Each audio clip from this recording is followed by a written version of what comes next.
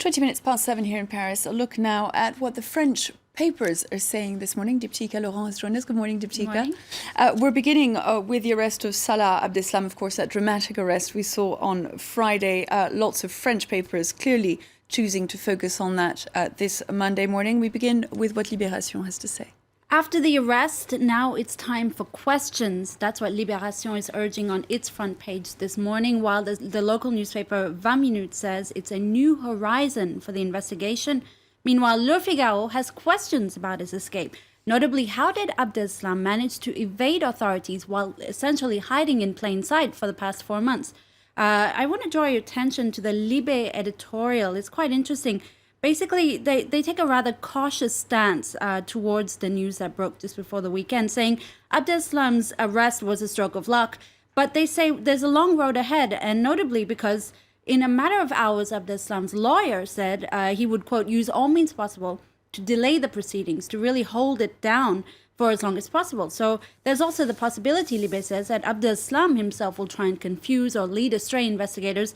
So a rather skeptical point of view from Libération this morning. Now, much has emerged, of course, since the November 13th attacks, and in particular, Diptyka, about Molenbeek, this Brussels neighbourhood that's become known for being a hotbed for jihadists. L'Opinion is really pointing the finger at Belgium on this one. That's right, Melissa. 50 years of abandonment from Belgian authorities. That's the headline there.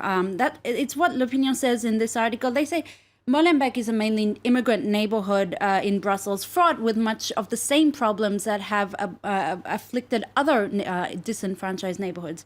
High youth unemployment, crime, drugs, but also radicalization. Now, generations of Belgian politicians, according to L'Opinion, have basically turned a blind eye to this rousing sort of hate speech that you find in these neighborhoods in order to maintain social peace. And now we're seeing the repercussions of that.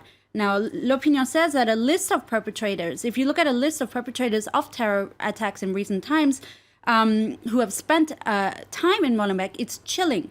The Madrid attacks, for instance, the Brussels shooting in the Jewish museum, the aborted attack on that Thalys train last summer, and of course the Paris attacks. So one thing all these perpetrators have in common is the amount of time they've spent in Molenbeek.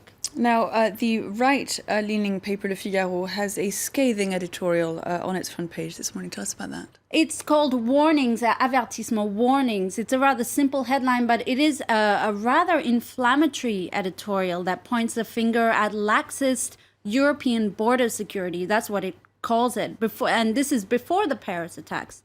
Le Figaro says these laxist rules allowed Abdeslam basically to travel freely within Europe and recruit accomplices among the waves of migrants that were arriving on European shores. So Le Figaro says, and I quote, "The war against terrorism rendered Schengen rules null and void, and areas like Molenbeek have become lawless zones where communitarianism, delinquents, and Salafism have grown."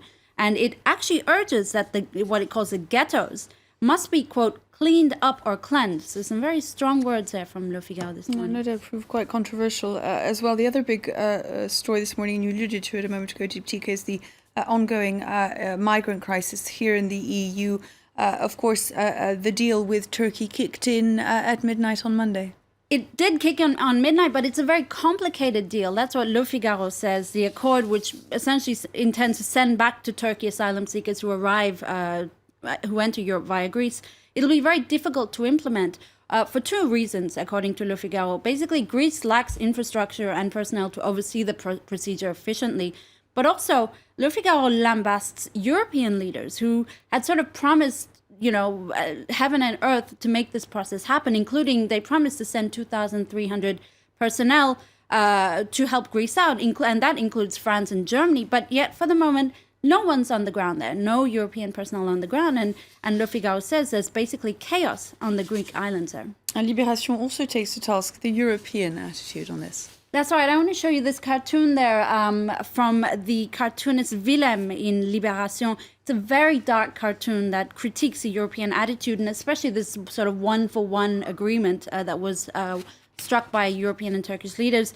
You see two border control guards there literally playing tennis with refugees, and in that speech bubble, one of them says, "No, drowned children don't count as part of the deal." So very acerbic comment this morning. Damning stuff. Diptyque Laurent with a look there at the French press this morning. We'll be hearing from you later on about what the international press is saying as well this Monday morning, 25 minutes past 7 here in Paris. We're going to take a quick break and I'll be right back with the headlines.